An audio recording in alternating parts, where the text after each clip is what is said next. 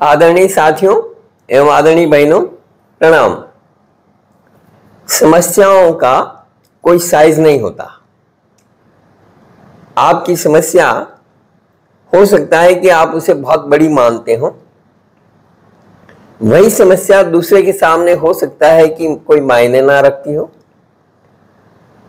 और किसी तीसरे व्यक्ति के सामने वो समस्या छोटी हो, आपके सामने वो बहुत बड़ी समस्या हो, और हो सकता है कि मेरे सामने वो समस्या ही ना हो। समस्या ही ना हो। समस्याओं का अपना कोई साइज नहीं होता, वो तो सिर्फ हमारी हल करने की क्षमता के आधार पर छोटी और बड़ी होती है। हम किस प्रकार उस समस्या का समाधान कर सकते हैं, हमारी कैसी क्षमताएं हैं, और हम किस दिशा में काम करते हैं, कितना प्रयत्न करते हैं और किस तरह से प्रयत्न करते हैं, उसके ऊपर निर्भर करता है। मनुष्य की दुर्दशा का कारण यही है कि वह अपनी समस्याओं को अपने से बड़ा और उनसे निपटने की अपनी योग्यता को हमेशा ही कम आंकता है। वह घबरा जाता है, और जो घबरा जाता है वो घबराहट में अपना विवेक और मानसिक संतुलन खो देता है। पृथ्वी पर कोई ऐसी समस्या नहीं है जिसका समाधान नहीं हो। पृथ्वी पर, इस दुनिया में कोई ऐसा व्यक्ति नहीं है जिसको कोई समस्या नहीं हो, और पृथ्वी पर कोई ऐसी समस्या नहीं है जिसका समाधान नहीं हो। समस्या के बारे में सोचने पर बहाने मिलते हैं, और समाधान के बारे में सोचने पर रास्ते मिलते हैं।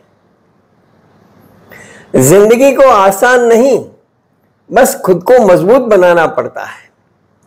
उत्तम समय कभी नहीं आता, समय को उत्तम बनाना पड़ता है। प्रत्येक कार्य में उच्चतम अवस्था और गहनता का अनुभव लिया जा सकता है। यह सब कुछ आपके द्वारा किए जाने वाले कार्य की अपेक्षा उसे प्रदान की गई गुणवत्ता, क्वालिटी पर निर्भर करता है। आपको किसी नए क्षितिज की आवश्यकता नहीं है, बल्कि आपके पास मौजूद क्षितिज को देखने के लिए नई दृष्टि होनी चाहिए। प्रत्येक वस्तु के लिए एक स्थान, और प्रत्येक वस्तु अपने स्थान पर। हर काम के लिए समय, और हर काम अपने समय पर। इसे ही व्यवस्थित होना कहते हैं। पहला, परिभाषित करने की योग्यता, और फिर परिभाषित या तयशुदा संकल्प को लागू करने की क्षमता। एक बार जब आप अपने आसपास की वस्तुओं को व्यवस्थित रखने का आनंद पा लेते हैं, तभी आप जान सकेंगे कि हम एक अव्यवस्थित जीवन जीने के लिए कितनी भारी कीमत चुकाते थे। जब आप अपने आप को व्यवस्थित कर लेंगे और जब उसका अनुभव और आनंद लेंगे, तब आपको महसूस होगा कि इससे पहले आप कितना अव्यवस्थित जीवन जीते थे और अनावश्यक रूप से परेशान होते थे। जब आप जीवन में एक बार व्यवस्थित हो जाएंगे, आप कभी खुद को खोया हुआ महसूस नहीं करेंगे। व्यवस्थित जीवन का अपना एक प्रवाह होता है। हर काम के लिए समय हो, और हर काम उसी समय पर हो। इससे समय की कम बर्बादी होगी, उसका बेहतर उपयोग हो सकेगा, जीवन को बेहतर संतुलन मिलेगा, और सबसे अधिक निरंतर समय उपलब्ध रहने से बहुत कुछ नया भी पाया जा सकेगा, नया किया जा सकेगा। व्यवस्थित होने का सार यही है कि पहला, परिभाषित करने की योग्यता, और फिर परिभाषित या तयशुदा संकल्प को लागू करने की क्षमता। एक सुव्यवस्थित व्यक्ति स्वयं अपना ही वास्तुकार होता है।